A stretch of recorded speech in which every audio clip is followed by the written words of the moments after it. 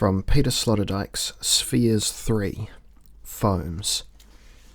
Chapter 3, page 627. Uplift and Pampering, on the critique of pure whim. Quoting Michel Serres in Hominescence, I was lucky. I saw the human condition change in my lifetime. Quoting John Kenneth Galbraith in The Affluent Society. Poverty was the all-pervasive fact of the world. Obviously it is not of ours. The problem of an affluent world that does not understand itself may be serious, and they can needlessly threaten the affluence itself. But they are not likely to be as serious as those of a poor world, where the simple exigencies of poverty preclude the luxury of misunderstanding, but where also, and alas, no solutions are to be had. 1. Beyond hardship. One can define conservatism as the political form of melancholy. It remained decisive for the conservative syndrome which took shape in Europe after 1789 that it had resulted from looking back at the irretrievable goods, life forms and arts of pre-bourgeois times. One of the preconditions was the certainty of never becoming the dominant view. It acquired its elegiac hues by emphasizing the habit of expecting the darker constants of human nature. To be conservative is to continue believing that good and noble things are tied to places and unique phenomena. For vulgar things, on the other hand, the majority principle and mechanical repetition is sufficient. Such reserve imposes itself on those with nothing more to win in a history addicted to novelty. This way of feeling will be cultivated by those who are keen to avoid being mistaken for profiteers of future conditions. When people in the optimistic mainstream speak of a constant improvement of living conditions, the conservative keeps a low profile. Assuming that better things lie ahead, does that not already mean searching in the wrong direction? Fluctuating between equanimity and disgust, the conservative watches the activities of those moved by progressive feelings and waits for entropy to do its work. Progress, the conservative is sure, is only ever an exhilaration of the flight from good, which lies unattainable behind us. Tocqueville already describes the type of the well-meaning, concerned despiser of his own time, for whom bad things were inseparable from the successes of the new. Any conservative who wanted to elevate themselves to the level of principles had to move on from here to anthropological generalizations. They had to learn to associate the idea of mankind with the epithet incorrigible. If one had subjected oneself to this exercise, one would see the people of all periods walking across the terrestrial stage with an unchangingly long escort of ailments, needs, and vices. Well, then one could no longer even speak of the return of the tragic, for we are ineluctably embedded in it, as if in a fabric woven of first and second nature. When the moderns express their conviction that they are optimizing their immune status and their arts of living, the schooled conservative raises an eyebrow. Unimpressed by the self-advertising of new times, they are unwilling to make any concession to optimism.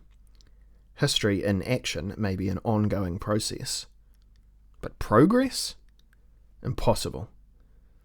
The great theatre of the world is the eternal feast of heat-death.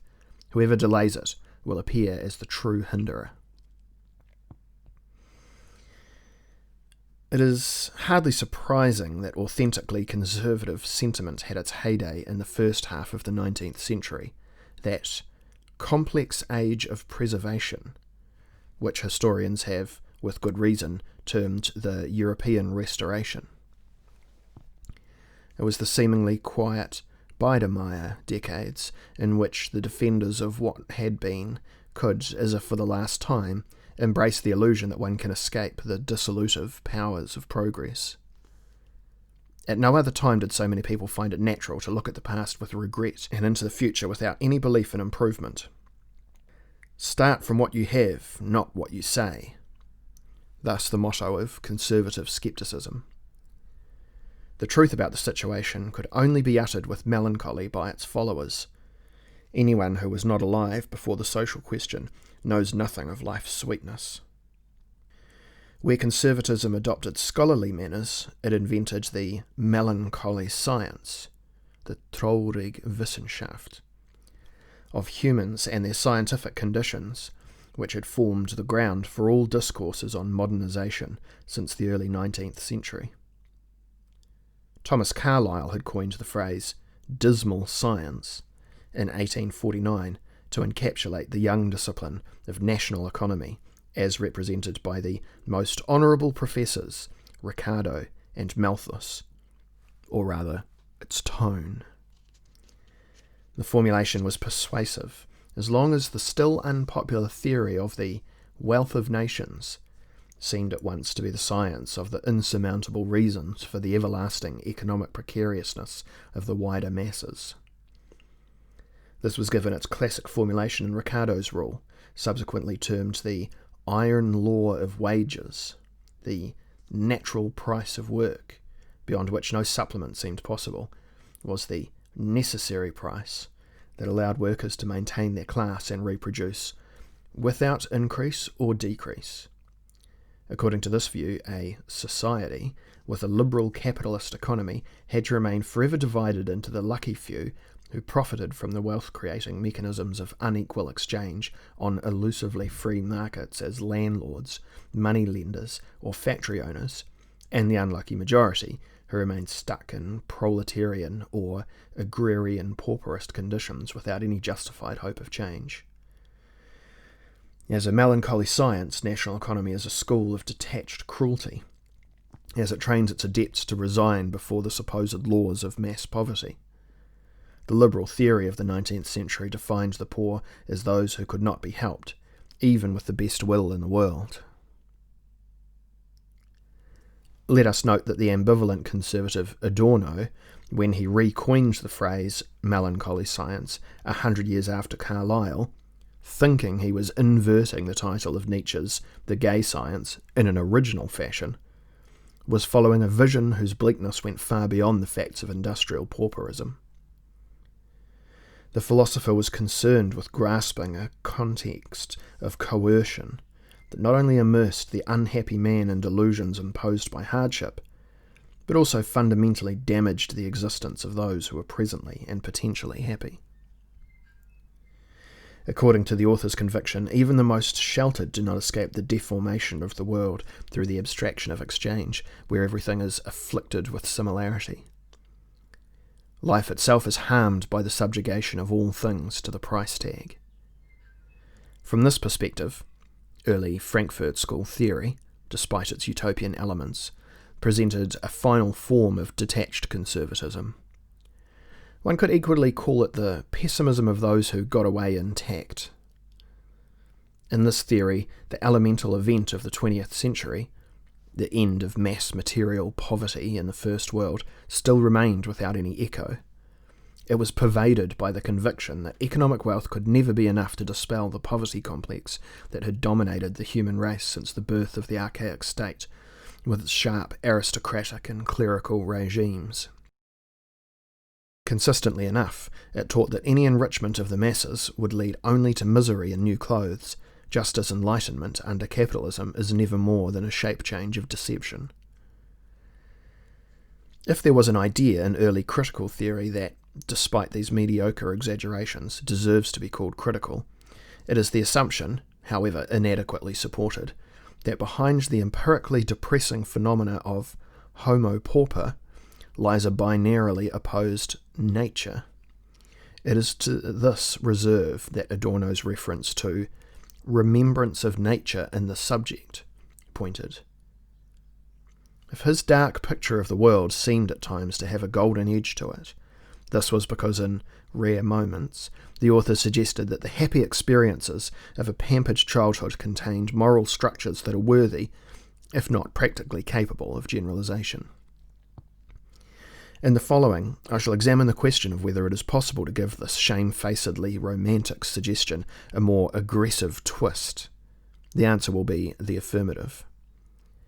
The path there leads through the positive interpretation of the concept of pampering. For us to tread it, an anthropology that had, somewhat prematurely, already been termed philosophical, must be replaced by a theory of constitutive luxury. Within a few years after the collapse of socialism in the group of Eastern European states around 1990, it became customary among journalists and other commentators on history and action to use Eric Hobsbawm's well-timed catchphrase, the age of extremes, when looking back on the short 20th century. By quoting it, one implicitly embraces the view that the main content of that epoch was the duel between ethno-nationalist and socialist internationalist totalitarian ideologies, as well as the successful defensive battle of democratic capitalism against these unequal, bloodthirsty twins. That is why the core process of the century seemed to have the same duration as the Soviet experiment, and its trail of violence had to end at the same point as this burnt-out delirium. In the world of the reworked confrontation between the capitalist world of affluence and the networks of simplistic hatred, we know that this assumption was premature. Nonetheless, the formulation age of extremes cannot become more plausible than befits such an extremely summary thesis.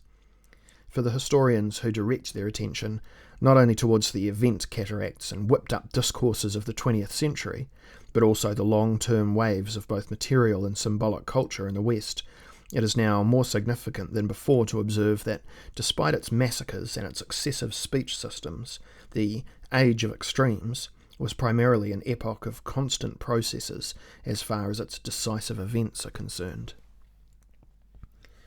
This applies especially, despite far-reaching recessions, to the accumulation and spread of tools for facilitating life in the First World. Through the involvement of the masses in the distribution of wealth, this large-scale tendency was usually under constant pressure from the moderate left, directed into its still valid channels, a historical singularity. The trend towards relief and the possibility for the poor to share what had been the privileges of the rich was based on the 7 effective continua of modernization. Constant scientific research, ever-persevering technological invention, the growing attractiveness of the entrepreneurial life form, the constant expansion of a health system with a welfare state foundation, the involvement of an even larger public of customers in economic and cultural consumption, the consolidation of the professional and legal immunity of individuals through elaborated employment laws, especially female professionals, and finally, the establishment of a wide-ranging, indeed omnipresent insurance system. The effects of these reforms of average living conditions over several decades added up in the modernised countries beyond the rapid change in family and mentality structures to a massive increase in life expectancy and a simultaneous steep decline in birth rates. But most of all, they led to a historically unprecedented expansion of free spaces in the time budgets of individuals. The synergy of progressive factors created a situation in which individuals were invited to take themselves seriously in unaccustomed ways. In the secular individualism that lines near ubiquitous and universal prosperity from the inside, everyone, assuming they escape depression, is condemned to assume that they are important. And being important means being able to posit themselves as an end in themselves, even if there is no God who might be interested in individuals today and post-mortem. The social field bursts open to create tens of thousands of stages for the appearance of individualized ambitions. With most people, feeling important leads to the decision to amuse themselves, whether alone or with others. The rise of amusement to become a life motif affecting all classes causes the disintegration of biopolitical, psychopolitical phenomenon formerly known as the proletariat.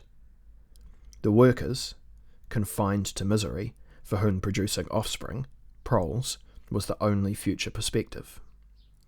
The divinely depressed industrial workers left the stage, that imaginary central subject of the 19th century of which the revolutionary losers of the last 200 years, who leaned ever more radically towards the left, claimed the worst, while expecting the best. Anyone who is still unduly impressed by the jargon of militancy and the romanticism of discontinuity is missing the realization that the central event of the 20th century can only be interpreted in relation to the principle of constancy. What characterizes the decisive content of this epoch from a diachronic perspective is the escape of modern society from the definitions of reality dictated by the age of material poverty and its spiritual forms of compensation, definitions that, as remarked before, were effective until the advent of early liberal economics before, in the course of the 20th century, especially from the 1950s on, loosening their grip on the mentalities of first world populations.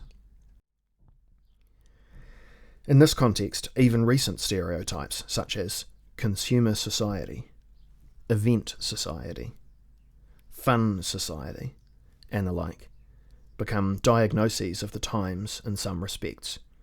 Conceptually helpless, but not without substance, these phrases point to the momentous fact that, probably for the first time since the entrance of remembrance into our space of tradition, the climate of reality in contemporary Western society is no longer determined primarily by poverty-related themes and the psychosemantics of hardship. With all the accompanying religious and metaphysical superstructures, despite the efforts of the miserablest international, whatever is presented by the alliance of modern advocates of hardship, by psychologists of the human condition, trauma expressionists, vanitas ascetics, and academic visitors in the land of ongoing poverty to raise objections to the event of abundance, there is no longer good reason to deny that the confusions of current society are almost all created by its wealth. As early as the late 1950s, shortly after the first crystallization of the phenomenon in the United States and Western Europe, John Kenneth Galbraith argued clear-sightedly that the great problem of the affluent society lay in its conceptual and psychological inability to come to terms with its own newness, its emancipation from the primacy of hardship, to say nothing of the political interpretation of wealth. It is thus inadequate to note that the affluent society cannot, for the time being, understand itself. One must be prepared for it to provide consistently distorted representations of its unaccustomed state. More still, that its exegetes on duty will dismiss all attempts to articulate their current status in neutral and descriptive terms, like a macabre affront. Anyone wishing to speak to the rich society of its riches, and the attendant moral implications, can only be a tactless positivist who lacks any sensitivity to the tensions of being held out into wealth. However virtuosically the affluent society learnt to deal with its rapidly habitualised riches, the prima facie scandalous wastes of public funds should be interpreted in this context as participation of the state in the cheerfulness of abundance. It clings to the categories of the universe of hardship in its well-rehearsed self-portrayals. The self-doubting, affluent society views itself through sharply focused hardship glasses. Every failure to meet the norm is registered. Anyone who dared to formulate descriptions of it that deviated from the usual politically and humanistically correct crisis reports would be suspected of cynicism. Whoever fails to recognise the appalling hardship existing on countless internal fronts is swiftly identified as working to dismantle social services. Speaking of the widely spread, albeit strictly unequally spread wealth of the First World in positive terms, would this not mean directly urging others to avert their eyes from the tragedy taking place at the gates of luxury? Would it not demand closing one's eyes and ears to the residues of misery that persistently survive within the zone of prosperity? In the best case, an analyst who remained unimpressed by the facts of abundance would be presented with the diagnosis of being naively deceived by surface appearances. But what if the decisive repression of our times actually concerns our own prosperity? If the denial of successful pamperings were the leitmotif for all public discourses in the world of surplus? If the trade secret of the present society lay in the constant updating of the deprivation delusions for the broad middle classes? This is not to say that contemporary civilization succeeds in protecting all of its members from accidents, illnesses, poverty, or experiences of failure. This would be an infantile view of the relationship between income and personal fate. The dramas of the present age do, however, follow scripts that are no longer based on the old play, Suffering Through Society, either in its exploitation theoretical or in its alienation theoretical version. Nonetheless, the inertia of sociological pessimism and its predecessors continue to have an overpowering effect in the enriched world. A pessimism whose definitions of reality, as a long time ago, are derived from the existential struggle of a majority of hopelessly impoverished households. Despite the great material caesura, this assessment has barely changed in the last 50 years. At most, the administration of this illusory hardship has been consolidated through corporate routines. No one can rise to a senior position at the national, federal, state or municipal level unless the exercises of professionalised complaint have become second nature to them. Here, the well-looked after can reach deep into the tradition of the oppressed. No matter what subject is brought up in public, the lie of hardship revises the text. All published speech is subject to the law which demands translating the luxury in power back into the jargon of hardship. Despite this concordant between the pampering society and time-honoured misery, there are increasing signs that the surplus-creating process has meanwhile penetrated the capillary structures of social ensembles. In recent surveys, slightly under 10% of people in the Federal Republic of Germany since the 1980s were classified as relatively poor, while the great majority were considered affluent in the broader sense. Even if the term, in keeping with the rules of Rhine capitalism, naturally refers largely to rather modest levels of wealth.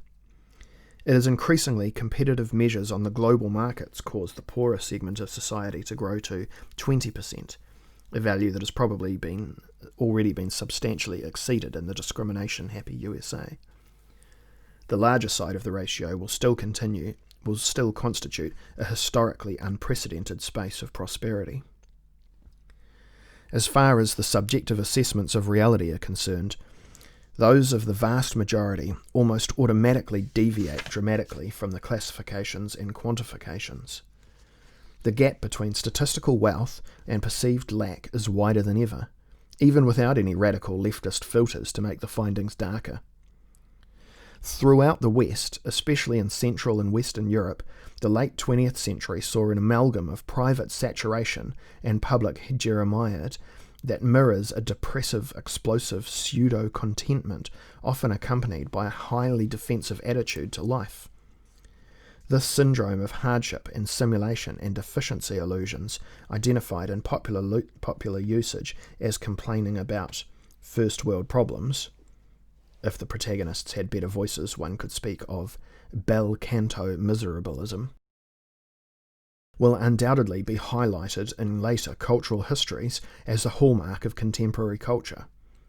Just as Simon Schama, in his major work on the Netherlands in the 17th century, refers to the era of the embarrassment of riches, that time marked the first appearance in the bourgeois world of the oxymoron of the rich-poor, showy-humble lifestyle, which has since then, in the most diverse circumstances, subjected the consciences of the wealthy to constant fluctuations between contentment and unease about their well-being.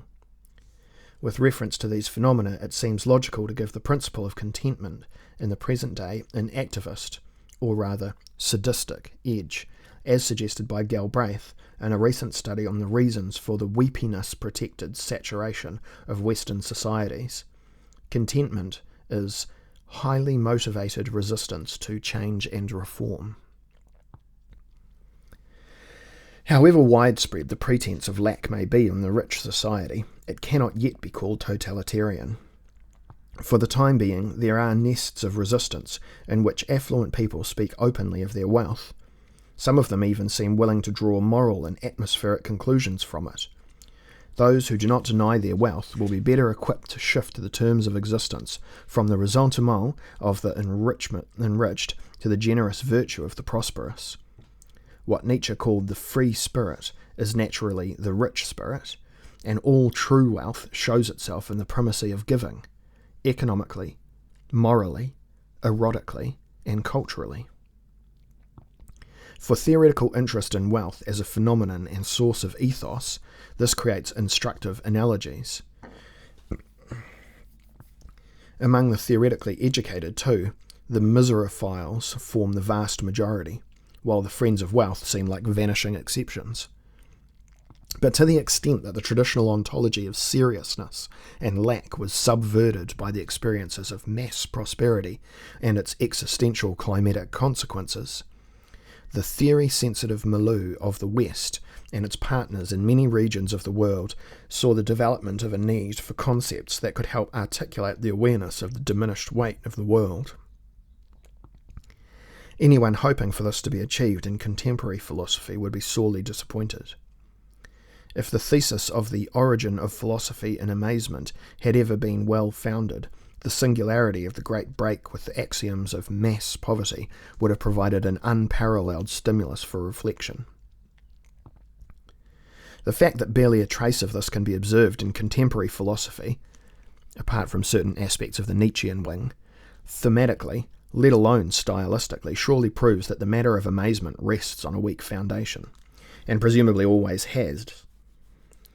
Herbert Marcuse's dated philosophical inquiry into Sigmund Freud, Eros and Civilization, of 1955, perhaps contains some early hints at the change in the reality principle towards what was described in the jargon of the time as a non-repressive culture.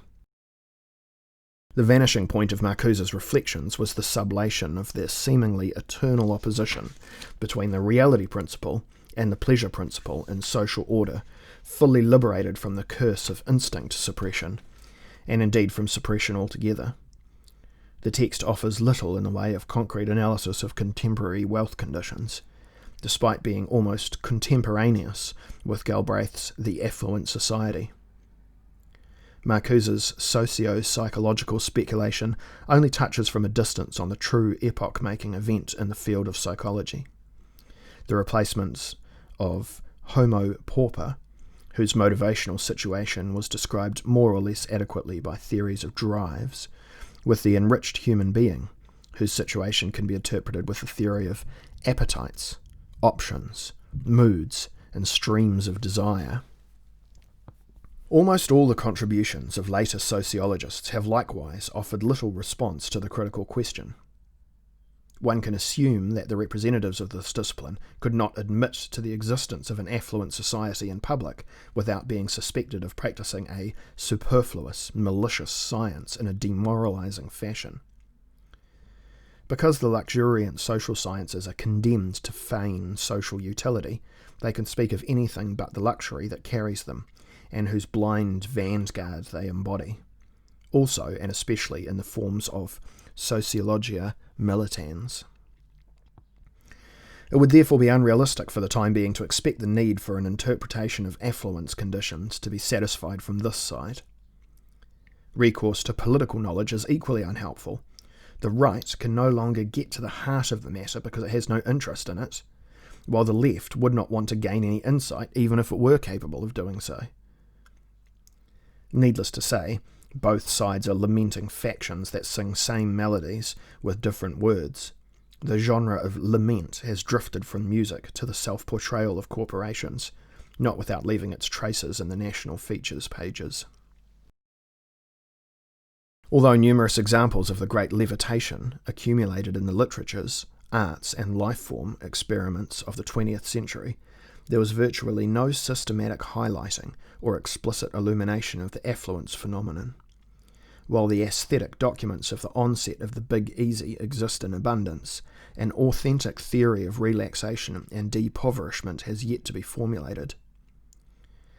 It seems that the sudden shift to non-lack for the many is too comprehensive, too amorphous, and too rich in different tendencies to be approached theoretically in an intentio recta. At the same time, there is an embarrassing side to it, as if anyone who attempted it openly would have to declare their own personal pamperedness. If someone admitted to being thoroughly pampered, and who in our climes is not, would they not also have to confess that they no longer understood any of what defined the coordinates of the real for most members of the human race during the last agro-imperial millennia? At this point, we find the lack of lack far more embarrassing than open poverty. Misery still seeks to present itself as the signature of the human condition, whereas wealth is perceived as the foam head on the original lack. Thus, it could be reconverted at any moment to the squalor that preceded it. Where misery forms the basis, wealth can never be anything but a superstructural phenomenon. A powerful romanticism of bankruptcy suggests that those who become poor return to the foundations of being human. Individual nostalgists who entertain radically conservative dreams extending beyond the modern world long for a purifying catastrophe, an apokatastasis of the misery from which we come. They desire the restoration of that hardship in which the original terms of human proportionality were supposedly worked out.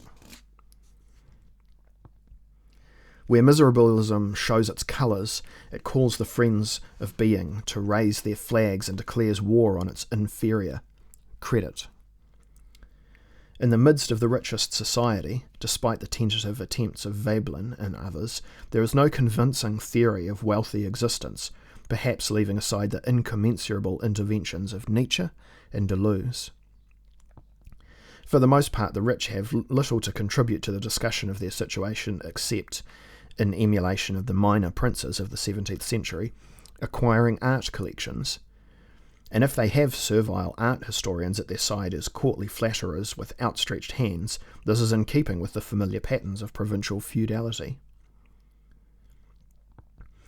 There is ample reason to claim that the absence of adequate theory corresponds to the state of the matter itself. If there was ever a context of delusion, it would be located in the current conspiracy against the perception of the most obvious. Towards the end of the conservative revolution that took place in the first half of the 20th century, it turned into a necessitarian reactionarism, as if people wanted to save their souls by seeking refuge in hardship and its means of change. This was accompanied by the rise of a new type of ideology, a modal ideology that expressed not ideas, but a need, to falsely change freedom into necessity and wealth into neediness. The great success of the blockade can initially be explained in socio-psychological terms. Someone who, all in all, has a palpably easier time will tend to turn their gaze away from their privileged conditions. Is it not part of the definition of pampering that it is allowed to keep quiet about its own premises? In actuality, it would come up against its limits if one confronted the pampered with the imposition of bearing their favourable circumstances in mind, let alone meditating on the moral content of those conditions. Is it not characteristic of life and luxury that one can avoid the awkwardness of researching one's past? Possible doubts about the continued existence of that life can now be cheerfully dismissed. The best way for luxury to protect itself is by denying that it is luxury. It always presents itself as covering only the minimum requirements.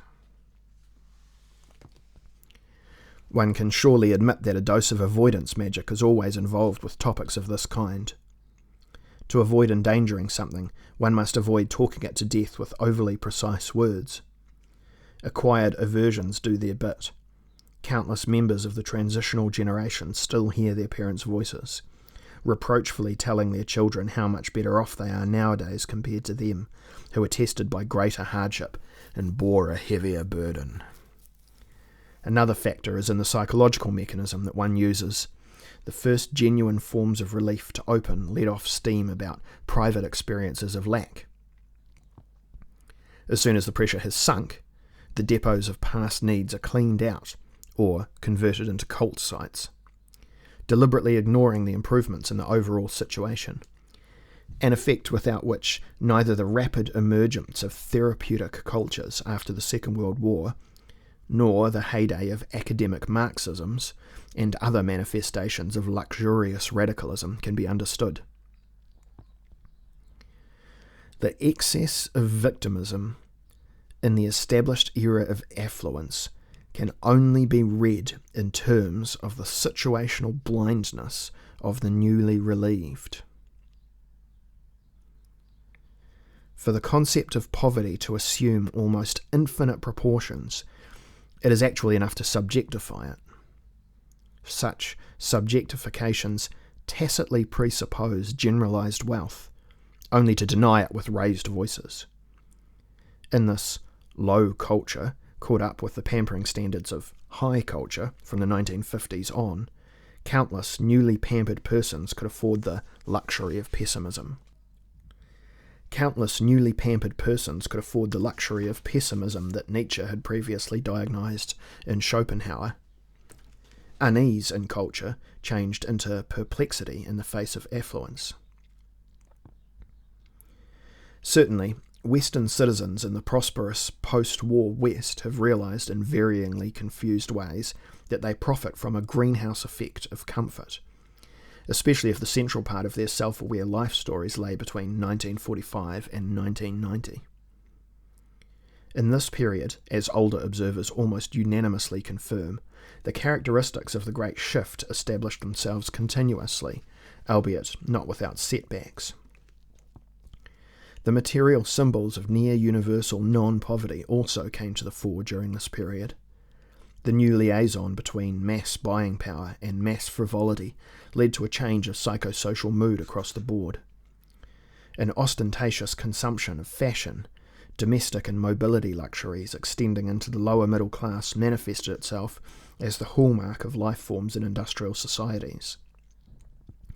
The automobile cult mirrors the share of all classes in aggressive, often self-destructive technologies of expansion.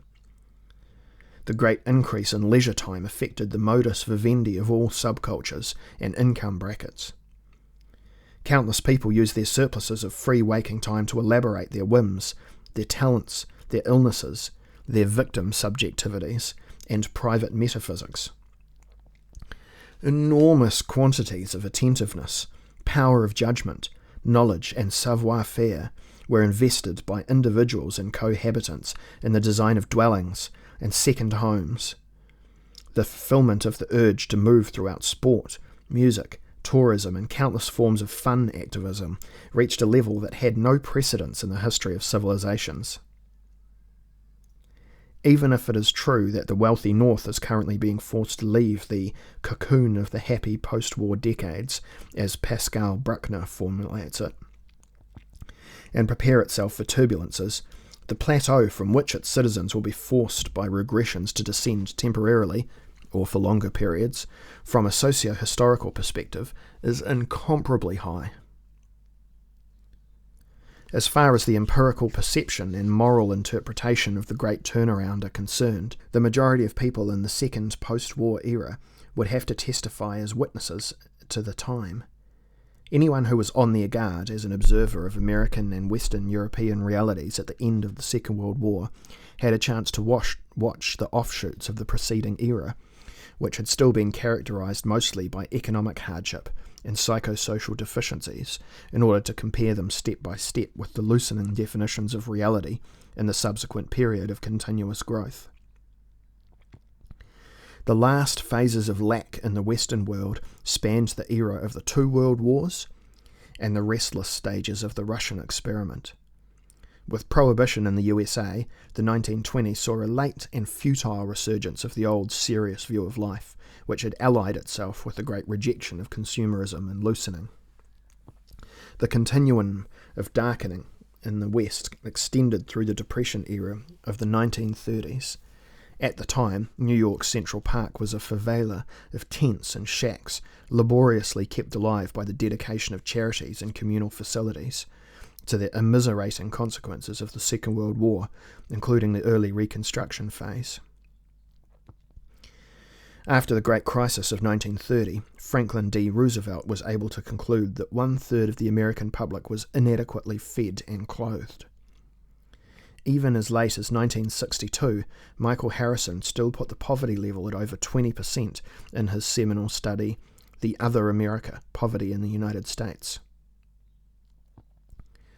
Against this background, it is understandable why, in the first half of the 20th century, it seemed logical, and was perhaps even legitimate, to submit to the temptation of lethargy, and continuing using the pessimistic languages of the 19th century, along with their no less worn-out utopian counterparts, even if these presented themselves as the science of a better future.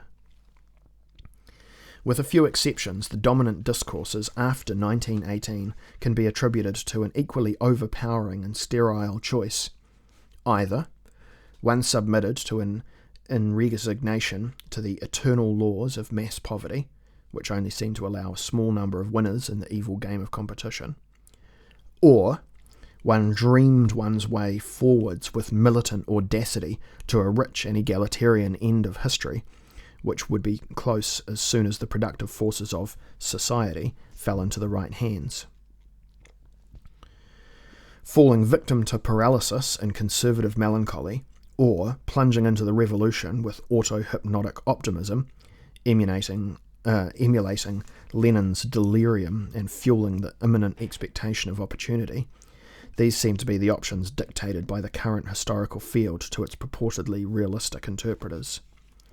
Few people at the time realised that they were thus called upon to decide between two completely outdated possibilities. Those who considered themselves avant-gardists were also made fools of by false scenarios. The early Frankfurt School in particular, which became hegemonic in Germany from the 1950s and later in the USA as critical theory, had become trapped between two deceptive poles. It proved original only in the fact that it proposed a combination of leap and paralysis, with consequences extending to the gala pessimism of recent times.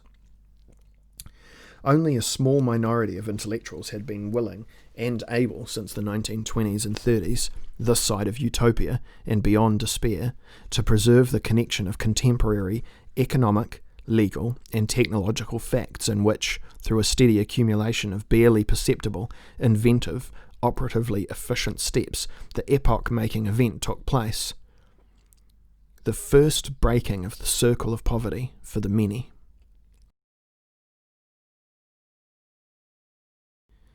The psychodynamic and mental side of the caesura has not been addressed with the appropriate thoroughness, to say nothing of the event's conceptual dimensions.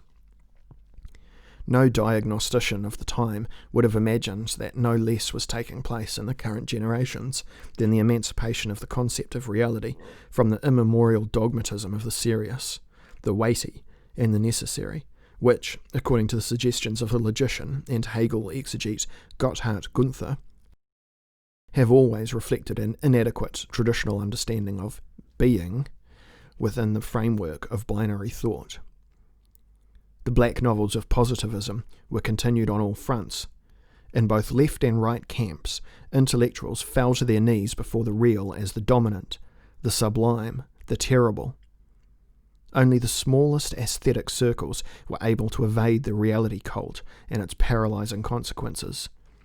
Very few of them acknowledged, like Musil, that a serious rival to the sense of reality had emerged and was reaching its explicatory form by crystallizing into the realm of the virtual. Who would have been willing to admit that a mutation in the experience and concept of the real itself was underway? The message of this century found no one to proclaim it.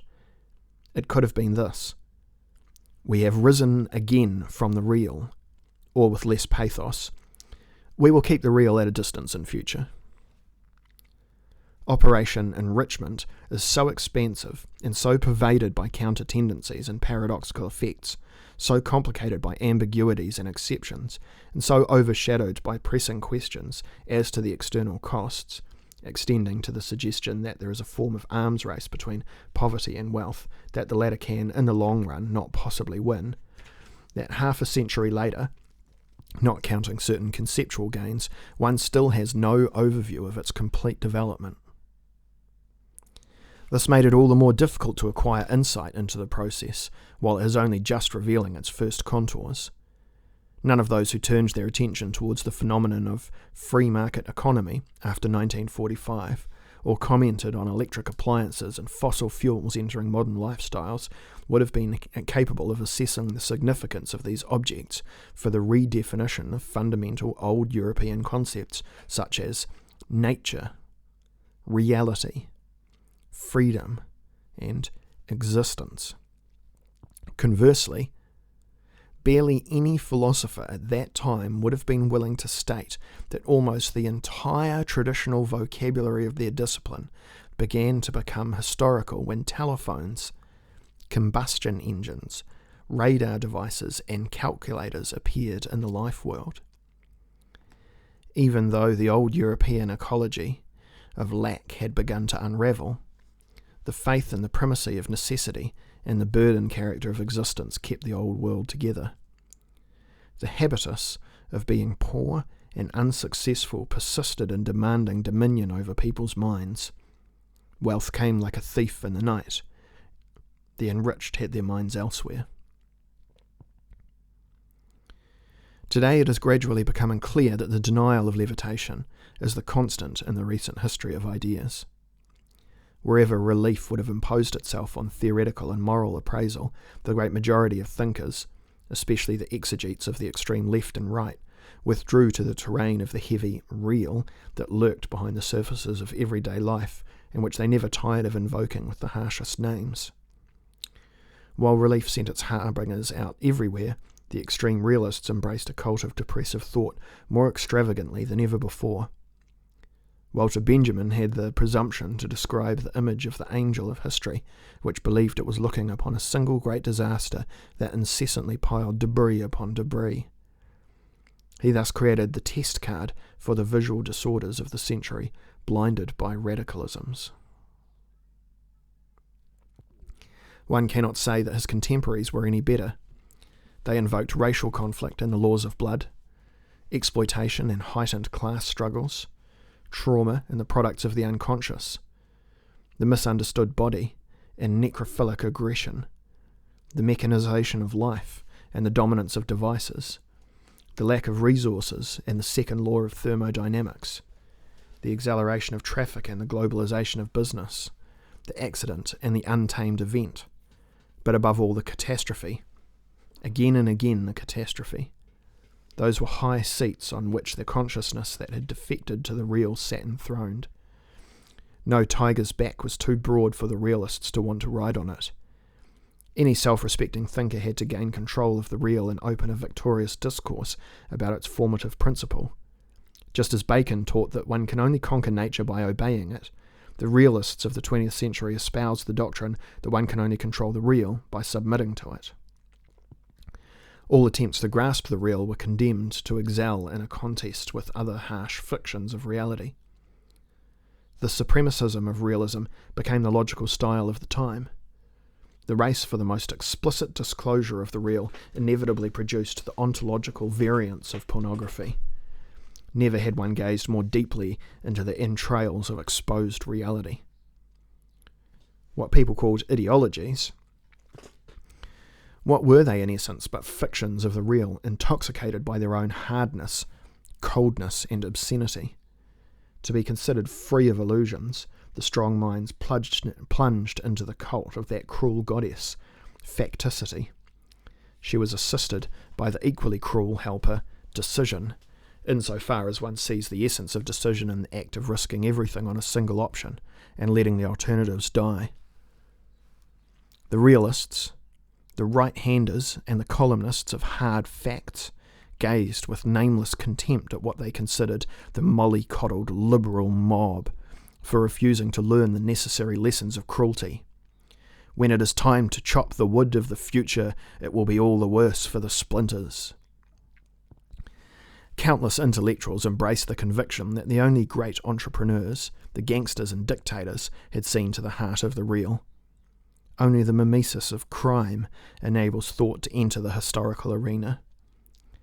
Whoever does not buy shares for the enterprise of reality as a panderer of terror has understood nothing of the rules of the game in the whole.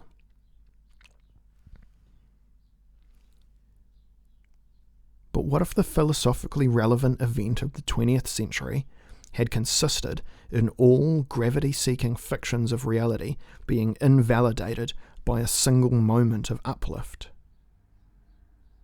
And if it had accordingly been the time to embrace relief like an evangelical caesura? If it had been imperatives to see through the tragic realisms as hypnoses by black kitsch?